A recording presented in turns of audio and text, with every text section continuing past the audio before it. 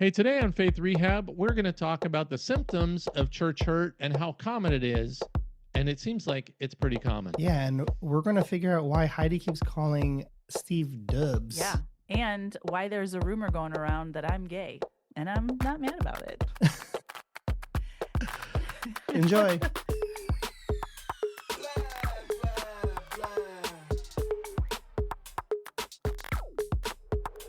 Okay, all right. Welcome to Faith Rehab. This is real talk about church hurt, healing, and rebuilding faith. The last three shows were kind of our origin stories, how we got here. And this week, we're going to be talking about just some of the different ways that people experience church hurt. So I'm Heidi, and my middle name is Joy, Heidi Joy. I grew up, and everyone would always say Heidi Joy should have been a boy. I don't know why or what that was about. Oh my goodness. Wow. That's me, Heidi Joy. You know how funny that is? I had a different fun fact. By the way, my name is CJ, aka BMI2I. I was going to say something else, but because you said that, if I was a girl, I was supposed to be something Joy. Seriously? Yeah, because they thought I was going to be a girl. CJ, what? Isn't that crazy? That's crazy. That's insane. That is amazing. That's so Christian. And I'm Steve, and I'm going to say some fun facts that have nothing to do with my middle name. Okay. Which is fun. But I am a licensed clinical therapist. I've been a therapist for 30 years, but I'm not your therapist. Mhm. So you can ignore my advice all you want. Yes. Also, fun fact, I have been, among other things, a professional magician. Ooh. What? You got paid to do magic? I got paid, bro. Wow. Oh, yeah, that's a true story. Were you good? Isn't that fun? Yeah, that's a good yeah. question. Oh, yeah, I was good. Okay. I was good. I performed at the Magic Castle. What? Okay. Yeah, it's a very elite magic place, but Is it? in full, Harry Potter over here. yeah, in full disclosure, there's a room downstairs that's the spontaneous room. Anybody could perform. But I wanted to be able to say I performed at the Magic Castle. So I did a card trick for some people. Awesome. Isn't that fun? Do you get a certificate or something when you do that? Like, No, you have to be a member. Then you get like a certificate and you get like a little special pin. You know what the pin Okay. is? An owl. Ooh. I don't know what that means. But anyway, how's things going, man? How's everything going for everybody? You guys good? Oh, I'm good. yeah, really good. Yeah. Cool. Good. I did want to tell you, CJ, that Heidi and I have talked a little bit. She's come up with a new nickname for me. Oh, what is it? I have. Well, because so Steve was past tense, my uncle's best friend. My uncle passed away almost a year ago. Okay. And I was trying to think of okay, it's weird to introduce him as my dead uncle's best friend, dead uncle's bestie, but I'm like, dead uncle's bestie, D-U-B, Dub. I'm just going to start calling him Dub. Dubby, Dub. Dubbers. Dubba, what's up? Big Dub. Dubbers. So I have a friend named Dub. I'm like, that is so weird. I have a friend named Dub. I've known him for 25 years or something like that. Okay. And I asked him years ago, what kind of name is Dub? He goes, oh, no, it's short for my middle name, which starts with a W. We all have W names. But what happened was a few years ago, I get a call from his wife, in a straight out panic. She's like, Steve, oh my God, Dub's had a heart attack. They rushed him to the hospital. Could you come down and pray for us? Oh my gosh. I get the voicemail. I'm like, oh, I gotta go. So I go to this local hospital. I go to the ER and I go down there and I'm like, hey, do you have, I'll just say his last name is Schnitzel. Do you have Dub Schnitzel? They're like, no. Oh, no. It's a W name. Do you have Walter? You don't know his name? No, it's Dub. It's short for something. Something complicated, I bet. I'm like, is it Walter? No. Winnemucca? No. Wally? No. I come back to the ER and I'm like, you got to let me in. I'm clergy. And they're going, tough. Well, not, Tough. That got me nothing. Yeah. And so finally, we've spent a lot of time in the hospital and we know the nurses know everything. If you're a nurse, God bless you. Mhm. If you know a nurse, God bless them too. Mhm. There's this nurse coming back from lunch and I say, hey, dude, and I tell him the whole story. Can you just let me in? He goes, sure. He swipe cards me in. Jeez. He shows me what room number it is. I go in there. I'm like, man, I've been here for an hour trying to, but your name is Dub. That's the only name I know is Dub. but I know it starts for a W. What's your real name? You know what he says? Paul. Paul is your name? Like, that's not a W name. It's not even, why would you shorten Paul to Dub? Dub. Like, you went from 4 letters to 3. And I'm just going, it was just unbelievable. So when Jeez. Heidi says, I want to call you Dub, I'm like, yeah, I don't know about that. That's wild and wacky. Wow. Welcome, Dub. That's funny. That is funny, Big Dub. What are we talking about today, man? Hey, sorry. Yeah, we should do some content. Want to? I know people are listening for it.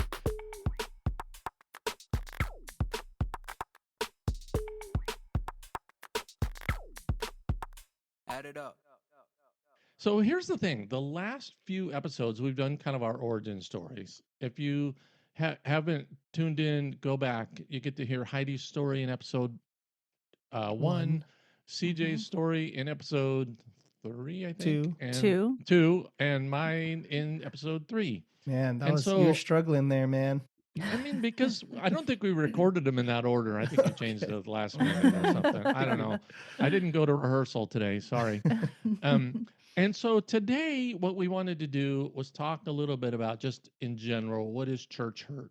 Talk about how people experience sort of stumblings in their faith. What hurts have people gotten along the way, and maybe some symptoms or what kinds of things kind of cause it. So this is going to be a little bit more general, but we're going to try to make it full of stories of people we know or that have happened to us and so on and so forth. And I want to start by just saying this. We know that lots of people that are on a faith journey have been hurt in one way or another. Yeah. And we call it church hurt because that's kind of a just a generic term for it. But we know some of it has happened in church. Some of it has happened in a non-denominational youth group, or as Heidi would say, non-denominational youth group. You betcha. That that some have hurt just Christian friends that you wanted to count on, and so it's not just pastors like hurting parishioners or something like that. It comes from small groups. It can come from I feel like anywhere. It does not, I will say, come from everywhere. I have lots of really great friends and lots of really great relationships Yeah. who have not hurt me any more than a normal friendship, but that it can be that what we are calling church hurt can come in a lot of different kinds of ways. Do you guys know what the Onion is? Do you have the Onion in California, or is that like a Midwestern thing? It's like a Is it like a- publication. Yeah, but it's like a fake news. It's that's like funny. satire. Oh, the yeah. Onion, And yeah. my Yeah. I was like, Heidi, we have onions here. do you have onions in California? Yes. So my friend sent me And avocados, which you don't have. what? My friend sent me an article from the Onion, and it's got a church on it, and it says local church opens doors to any single mothers in need of judgment. What? Because it's so real. Like when you're a single mom, yesterday I went and got a tattoo, and I was talking to my tattoo artist who also went through a divorce, and he was saying, I walk back into the church, Heidi, and I feel like I have the plague. It's like people don't know how to talk to you when you've been divorced in the church. Sure, I can be there when your mom dies of cancer and sit with you in the waiting room and pray for your wife. But Yeah. the minute you get divorced, it's like scarlet letter. We're all going to talk about Wow. you. You're under a cloud of suspicion. Hmm. But that was one of the things, Steve, that was in the article that you shared with us, right? Yeah.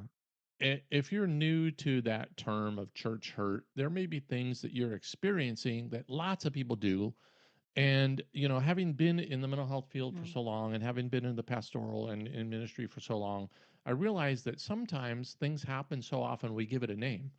And so things have happened so often, they've given it a name, church hurt. But I wanted to kind of go through some symptoms that are common to people, and maybe this is you. That if you're no longer feeling comfortable, like the tattoo artist, going to a church service, it may be that something has gone askew and now you just aren't comfortable there. Mhm. If you believe your church is weak in grace and forgiveness, like I like the people, but boy, they're not giving nearly enough grace. And either to me or to that single mom, that the Onion's talking about, or the Right. person with the tattoo, or, fill in the blank. If you're Right. just feeling like they don't have enough grace, Some people feel anxiety when they go into church, like, Mm-hmm. no, which is normal. Like I've been to a lot of churches, but the first time I go, I feel a little anxiety because I don't know what they're going to do. There's some weird stuff that can happen in church. And also, when my wife and I, when we used to visit a lot of smaller churches like on vacation, sometimes they're like, "You're new, stand up, introduce yourself." I don't want to do that. I'm on vacation, bro. I'm taking a break from life. I'm just Mhm. here. Do you guys know who Barbara Brown Taylor is? No. She's an author who was an Episcopalian minister who left ministry, and she's written a few really great books. And she left ministry and became a college professor.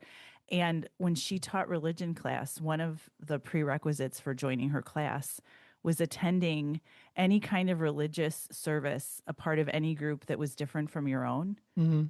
just to remember what it's like to be a stranger, Yeah. to not know, do we kneel, do we stand, do we close our eyes, do we open our eyes, do we hold hands, Yeah, yeah. and I thought, what a great exercise that so when you said that, Steve, it made me think of, like, you go to this small church, they want to name the guests, and Yeah. it's like that uncomfortable, I call it like, you get dork bumps where you're just like, oh my Dork gosh, this is bumps. I dork love bumps. dork bumps. Yeah.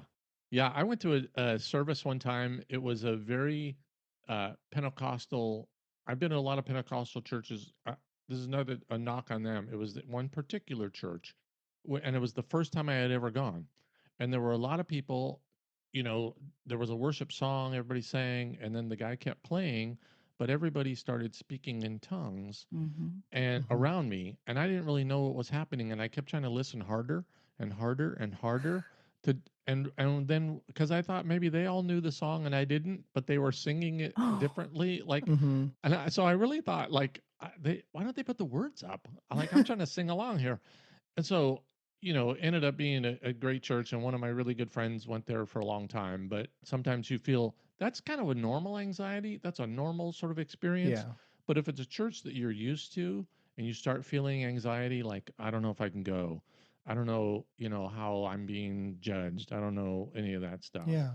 I think also if you've been hurt by leaders and then you just sort of are learning to distrust leaders, Mm. like, I can't really trust ministry people because the way, so and so lied to me. And Yeah. there's this great math term. It's maybe the only math term I know. It's called extrapolate. Like if you go 2, 4, 6, 8, the next one you would think would be 10 because you extrapolate, right? Right. But sometimes if we get hurt by somebody, we extrapolate that to mean, oh, all those other people are going to hurt me too. We make it sort of pervasive, like it's Mm. now everybody's going to hurt me. Yeah, I think a good test for that too is if you're walking through church and you're changing your route to avoid certain things, Oh, yeah. people, groups, that pastor, Yes. that Mm. anyone. Yeah. Maybe that's the same thing you're talking about. Yeah. Yeah. Right. Like I see Steve at my church, CJ sees me at church and just he's like, runs why away. is he going away, bro? Well, I'm a lip kisser. Okay. Like, I grew up in a family where you always kiss goodbye. And there's a photo from my wedding that I had to pull from the album because it looks like I'm like romantically kissing my dad. And really, it's just they captured the shot right when I was kissing his mouth. Yeah. And some of the older guys at our church, I think, kind of learned, like, oh, hey, you'll kiss me on the lips. So those Hey were always the now. ones I avoided. I'm like, I would dive Yes. into the nursery to avoid some of those. Like, I could have set up a booth and done a fundraiser and Yeah, just raised raise all the money. money for the Oh, Lord. wow. But Yeah, yeah. I That did not. building fund, but you'd have been 3 stories by now. Also, here's another one. If you have feelings of anger, shame, or sadness when thinking about a church that you used to attend or a pastor you used to know or how things used to be, Yeah. those might be symptoms of church hurt and anything, I just so strongly believe this, that there's a difference between guilt and shame. If you do something wrong and you feel bad about it, that's guilt that is earned. Brené Brown probably has the best definition that, guilt is I made a mistake and shame is I am a mistake. Mm-hmm. Hmm. And I think that, anytime we are feeling bad or so bad that like God must hate us now, that's not coming from God. It's not coming from, Right. I mean, it may come from your preconceptions, but But if you're feeling any of those things to the point where it's affecting your church, not even attendance, but your journey, like I'm not going to church, so then I'm not reading my Bible, so then I'm not praying, so then I'm not, or if you're of a different faith journey, that I'm not going to temple, or I'm not going to the prayers, or I'm not going to the mosque, or whatever it is, if those things are hurting you in a way that thing is now affecting my inner core and my practices, then there's something's wrong. There's a disconnect. And I think you're talking about it, in a very like casual and polite way. But the reality is, people have feelings about this stuff. I have feelings about the ways I've been treated, anger, disappointment, frustration. And I think that the danger is Totally. whether or not you stay a part of the church or you leave the church, I can be just as guilty as having that, like, those people, Yeah. that kind of reaction. Mhm. Instead of, like you said earlier, Steve, it's not everybody who's a part of the church, right? It's just there are some people, and sometimes that avoidance is like they're talking about me, and I know they're talking about me. And I think that sometimes we talk about it in nice, neat, packaged ways, but the reality Yeah. is it's really messy.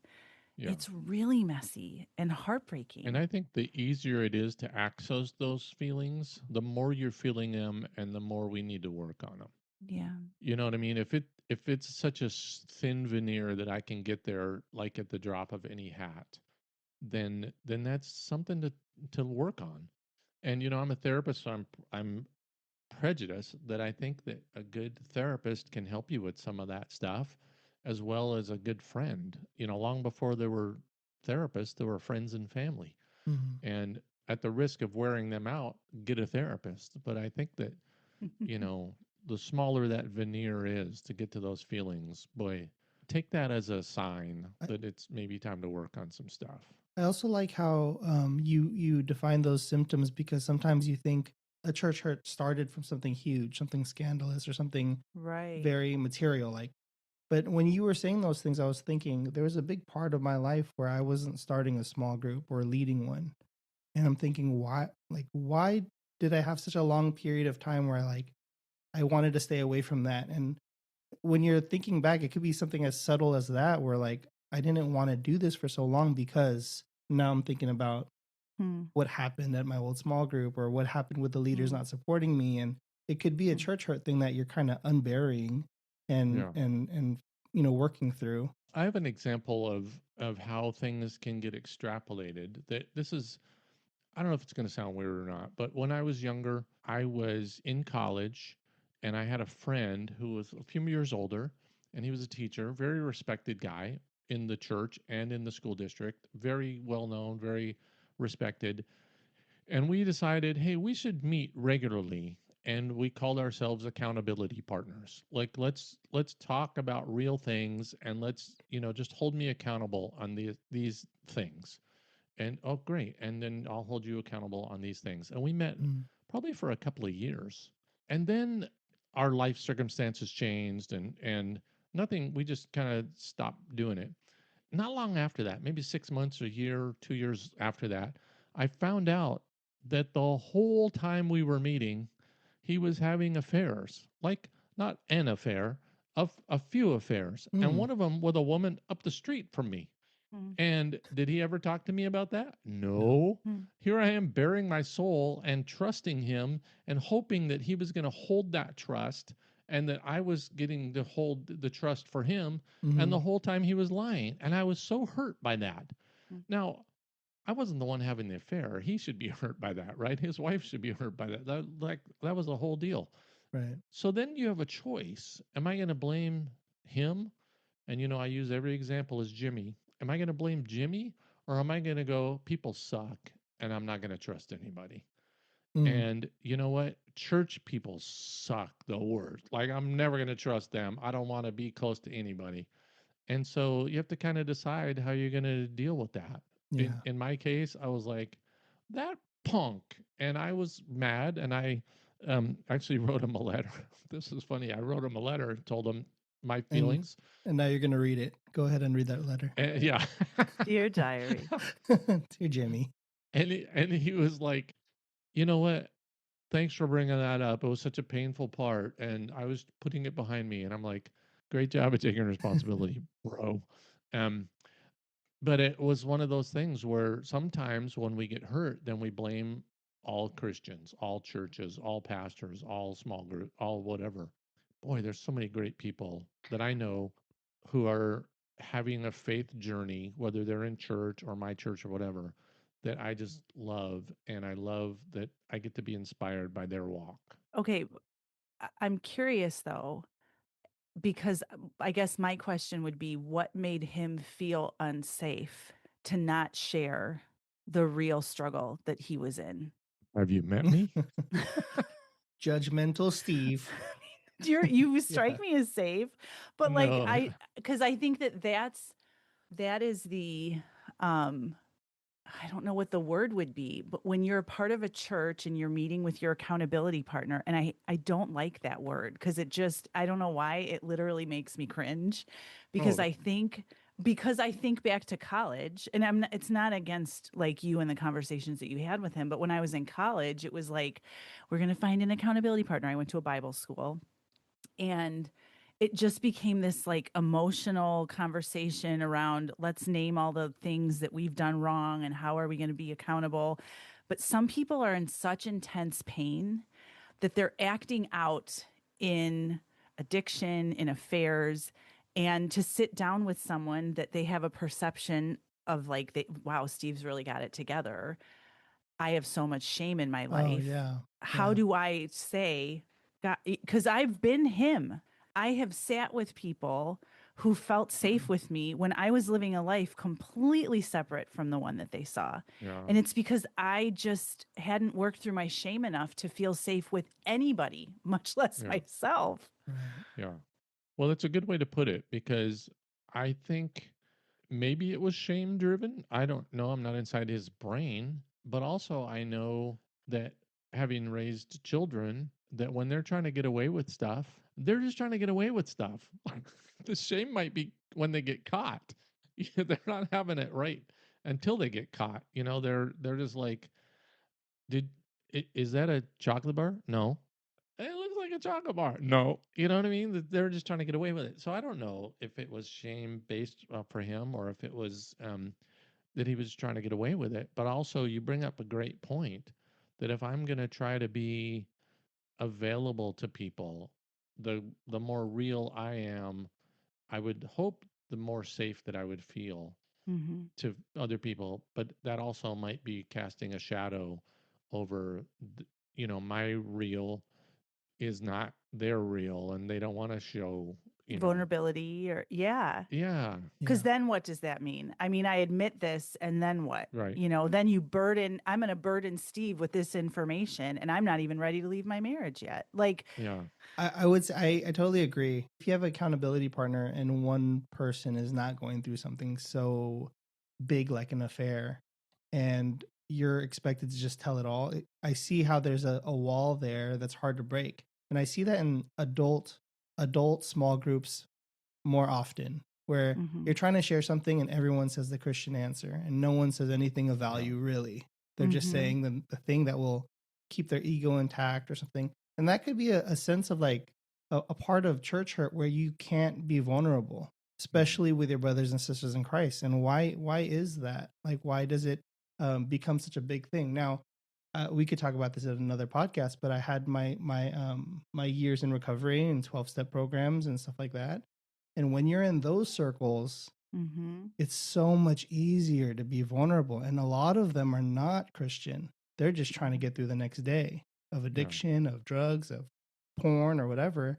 And they say it all. Yeah. and I actually think to your point, Steve, it's because those kinds of issues need therapists.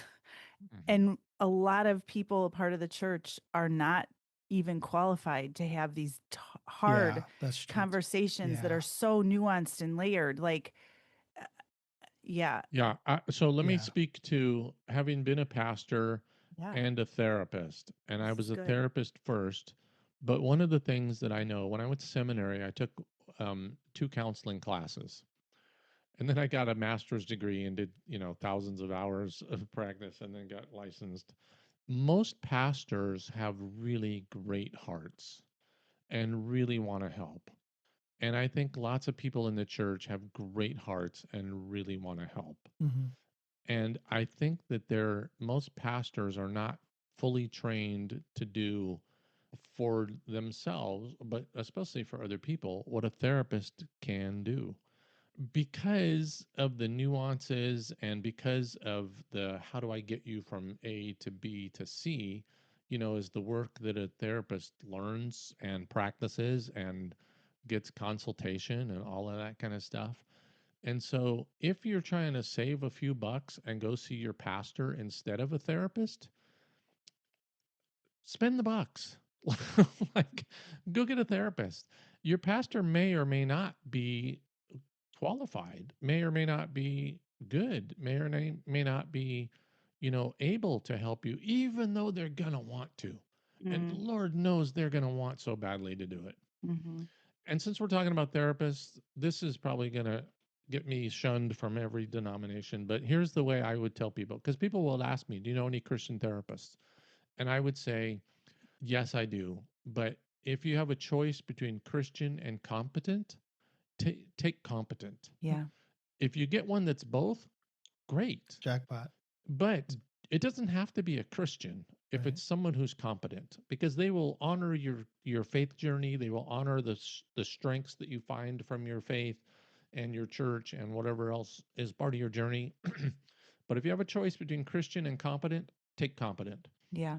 And if you can find both, there's not that many, but if you can find both, that's jackpot. Mm-hmm. I think too, like CJ, what's step one in recovery? Right. Because I've done recovery. So when you say like, what is step one in recovery in the 12-step program? And the reason I'm asking is because I think that the reason that 12-step programs are so effective and church looks a little bit different is because most people, I shouldn't say most people, there are some people in the church who are unwilling to even say step one out loud, which is we admit we're powerless over alcohol and that our lives had become unmanageable. It's Yeah, but admitting it you could be have a alcohol. problem. It could be anything. Yeah. So Totally fill in the blank. I'm having an affair and my life has become unmanageable. yeah, Whatever the thing is, if someone is not willing to admit the pain that they're in and the struggle that they're in, then you can't help them, Mm-hmm. like because they're just in the throes of it. And that freedom and being able to sit with a group of people and say, my name is Heidi and I'm an alcoholic, it frees other people up to do the same. when people go to a 12-step meeting, and I've been to many, my brother, my father, lots of people that I know, or my stepfather, have dealt with addictions. Plus, being in the field, I've gone just to write papers and to explore and understand. There's churches that do celebrate recovery based Mm-hmm. on, the steps. And one of the things that people say is, I'm Steve and I'm an alcoholic. And then what does everybody else say? Hi, Hi, Steve. Steve. Very welcoming. And so sometimes people say, why couldn't churches be more like an AA meeting? Mm-hmm. And I've heard the response is, it could be if Christians acted more like alcoholics. Yeah. Now, I don't think that means the drinking or the ruining your life, but it could mean the whatever you say, we're going to accept and we're going to embrace with grace. Love it. And I think, CJ, when you're talking about the small group or my friend or whatever we're talking about, because you guys bring up a great point that I really haven't thought about is what would I have done if he had said that? Would I have said, you're an idiot? Go, go redo your vow, something. I don't know what I would have done. But if I would have Right. had the grace enough to be like, oh man, let's walk through this. I don't know. I Yeah. mean, that's maybe exactly why he never said anything. And that to me, that is like full stop, is that in my experience, it's really hard for people, part of the church or not a part of the church, to walk through something painful with another person without being able to fix it or put a bow on it or package it or guilt it or whatever it is. Like to be able to go, okay, I'm here to listen. We're not here to figure it out or fix it. Like, what has that experience been like? What is going on for you that this is where you are today? I want to know your story. Tell me your story. And I want you Yeah. to know that you are a beloved child of God, period. Like, to me, that's the grace piece. Because when we talk about grace and forgiveness, those words are really nice words. But what does that look like in action? Like, oh my gosh, that has had to have been so hard for you to be hiding such a big thing from your family and your wife and from your friends, and Mm-hmm. to go to church and worship and feel that duplicit like feeling. And this is coming from my own personal experience. This is my story. I have been that man sitting across from friends that I'm in Bible study with going, if you knew the shit that I was in, Yeah. you wouldn't even know where to put me, and I wouldn't Yeah. even know where to begin. Mm-hmm. And you know what? I think you bring up a good point, and this kind of goes full circle to the counseling thing, is that if you had been real with your pastor, I mean, that was your husband. So, Yeah. right? Yeah. That wasn't the place to go. If you had been real with a friend, maybe they could handle it, maybe not. I think that people, and this is, having been in the mental health field a long time, I think people don't ask questions because they don't know what to do with the answers. Yes. That if Mm-hmm. if you had said that to somebody and they wouldn't know what to do with the answers, there's a guy I know right now who, I don't care what you ask him, there's a Bible verse coming out, and Right. Mhm. he knows, he's like the Rain Man of the Bible. Yeah. He knows every Bible verse, but no matter what you say to him, there's a Bible verse coming out. And so, is the Bible good for healing and health? Absolutely. But Mhm. is that the answer? When what really is the answer is, maybe I need a hug. Maybe I need somebody to rub my back and listen to my story. Maybe I need somebody to say, I don't know that I'm going to be the one to help you, but I'm going to Hmm. help. Let me help you find the one to help you. Yes. Yeah. Yes. And I like, yeah, the Bible could definitely help, but I think the Bible working through people Mm-hmm. to work through that person or to you, Yeah. their testimony, their things that are going through could help. Yeah. Can I use one of my favorite examples? Romans chapter 12, I think verse 2 says that, you should be transformed by the renewing of your mind. That is a great verse. Mm-hmm. Unless someone can help you figure out how to renew your mind, you're left with, yeah, I should do that. It's almost like, if you ever met somebody who's really good at like mechanical things and they say, yeah, just cut a 45-degree angle, then put it on your lathe and run it with a 1-inch blade, and it'll be great. I don't know how to do any of those things you just Yeah. mentioned, right? Right. Sometimes like that's the stuff from our kids where they'll go, Dad, all you got to do is, and then it's another foreign language they're speaking. Right. And so if I love to be transformed by the renewing of your mind, and because I'm a cognitive behavioral therapist, I have so many ways to help people renew their mind. But unless people are trained to do that, you're left almost maybe with more guilt. Like, yeah, I got to do that. I got to Yeah. do that. I got to do that. Okay, but how? Right. And really, thank you for that verse, but I still need how. Mm-hmm. And really, there's so much great stuff in the Bible, but you got to get it somehow. Heidi, do you have something in mind you can help guide us into I do. knowing, I like, I do. And I want to, like, I'm ready to go vulnerable here, and I actually think it'll end really nicely with my story of being a lesbian. So we just, Yes. and Heidi, thank you for being willing to go vulnerable. And yeah, I think this has been a really rich discussion, and I I do appreciate too. you guys have really helped me a lot. And actually, you're sort of offloading even some residual anger I didn't realize I had. So thank you It's for so that. funny. I've got it too. When you were like, there might be a real thin veil between your church hurt, like unprocessed. I'm like, I am pretty angry I right know. now.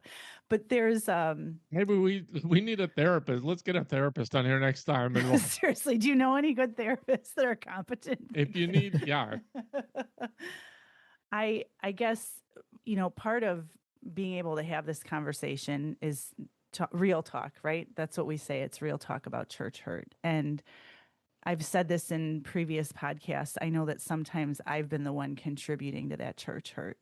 And when you are so ensconced in your own emotional pain and you can't be vulnerable, and in my case, I was married to the pastor, and to his credit, he has done a lot of work in his own life, as have I. And but at that time, when I told my pastor and my husband that I was having an affair, we were still very image focused and presentational. And so it was like, okay, well, here's the prescription for that. We're going to go to the 6 weeks of therapy that our church provides us with, and we're going to sweep this under the rug, and we're never going to talk about it again. And that hurt me even more, because now we're not dealing with it. We're just prescribing, like, you know, Christianese and Christian therapy to it, but we're not going to talk about it, and as if it erases the reality or where it came from or any of those things. But what we say is, where were you hurt? What helped? And where are you headed? Right? That's kind of our North Star, where we always come back to on this podcast. Right. Yeah. And I think what helped was the people who did, like you said, Steve. They gave me the time. They said to me, maybe I can't be the one to help you with this, but let me find someone who can.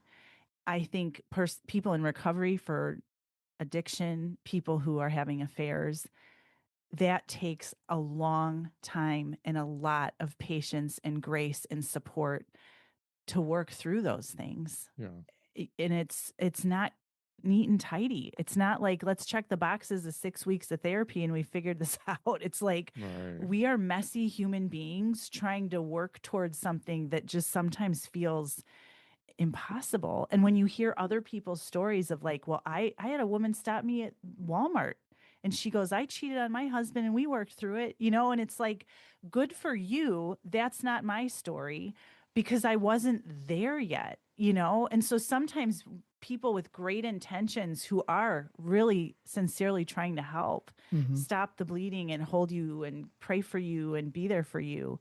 It doesn't help if you're not ready. You've got to have those patient, safe people in your life that are just going to root for you through it. Yeah. Did you know who the safe people were Oh, and how they were helping you?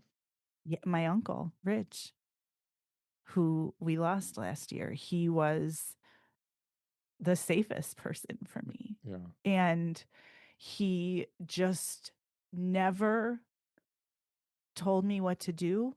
He just repeatedly told me about God's unconditional love for Yeah. me. And whatever path you choose, Heidi, I'm here to support you. And wherever you think you need to be, we're going to love you through it. And just pointing me back to the Bible, and not even the Bible, because know how much he believed in the Bible, but just pointing me back to Christ and Yeah. to God's love. And that did. It was like, that was the salve that took a long, long, long time to heal from.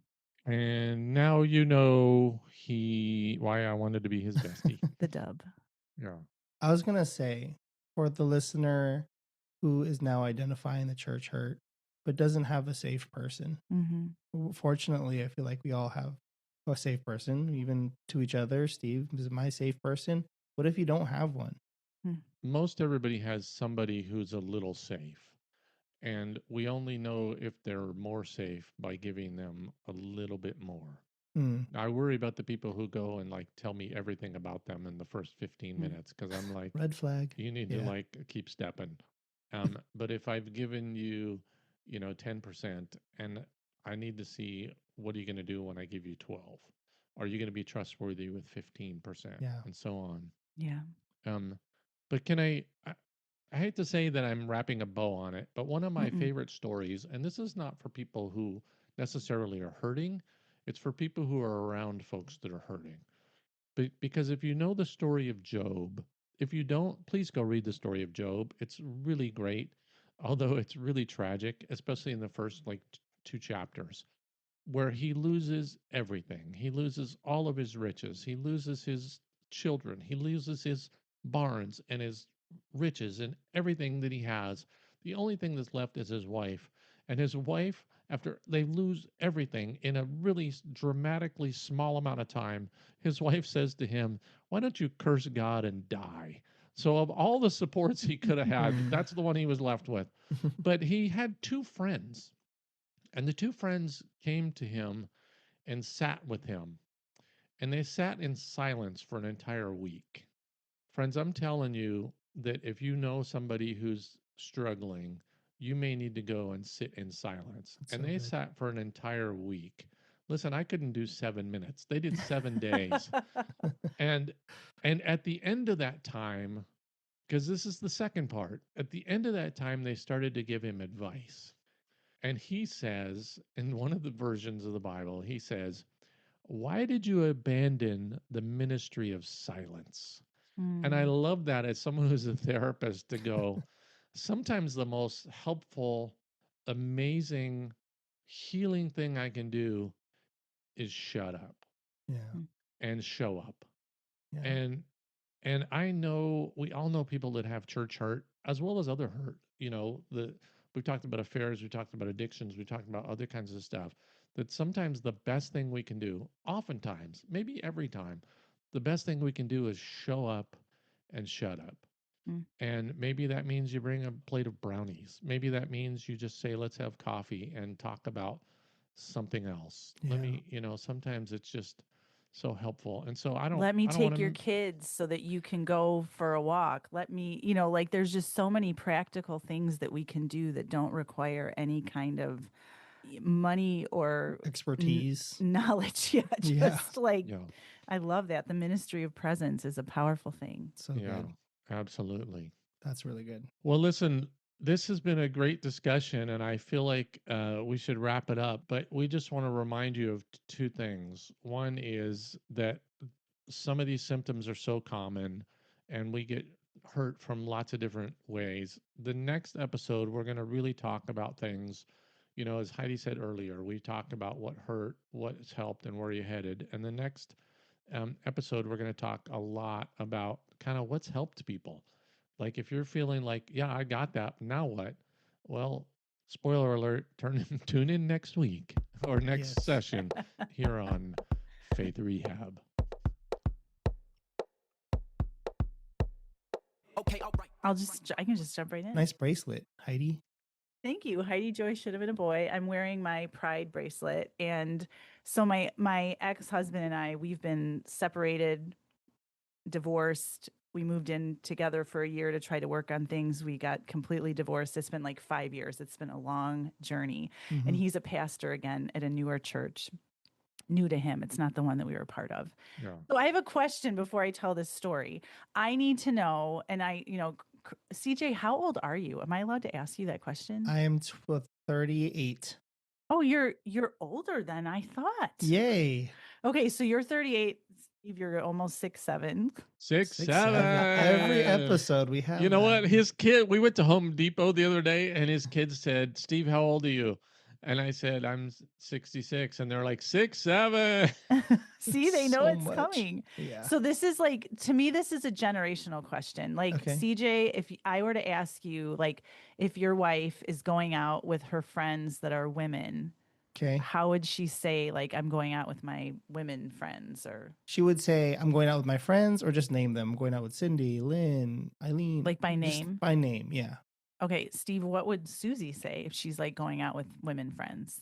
Susie actually is 6'7". She she would say, "Oh, I'm going out with some girlfriends." Okay, that's what I say. I say girlfriends. I'm 44 for the record, but I've always said girlfriends. So my ex-husband and I, we went an hour away with my girlfriend, who's a friend that's a girl, and her boyfriend. And we were at a bar, a brewery, and when Yeah. I got up to go to the bathroom wearing my pride bracelet, I ran into this couple, and the guy goes, "I'm sorry, can I stop and ask you a question?" And I'm like, "Sure." And he goes, "That guy that you're with." And I'm like, oh my gosh, we went an hour away to avoid these kinds of people. And here we are an hour away from home and someone's recognizing my ex-husband. Oh gosh. And he pulls out his phone and it's a picture of my ex. And he goes, is he the pastor of this church? And I go, he is. And he goes, well, who are you? And I go, I'm his ex-wife, which I don't even know why I had to share that much information with him, but I did. And I go, I'm just here with my girlfriend. And he's like, oh, that's such a great church. You need to come to that church and you need to bring your girlfriend. I walked away thinking there's going to be a rumor that gets started that I met Josh's ex-wife and she was at a brewery with her girlfriend and they're coming to our church. She left him. But I'll tell you what, if he was that enthusiastic to invite me and my girlfriend to that church, that's the kind of church that I want to go That's the kind of church you want to bring a girlfriend to, Heidi. Yeah, that is a good church right there. That's a good story. And meet us again in a couple weeks on Faith Rehab. And in the meantime, Heidi, be blessed. Bye, everyone. Bye-bye.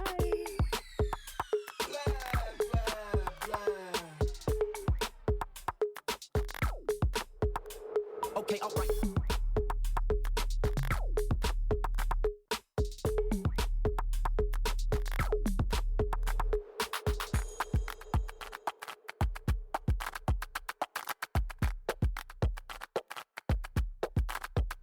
Add it up.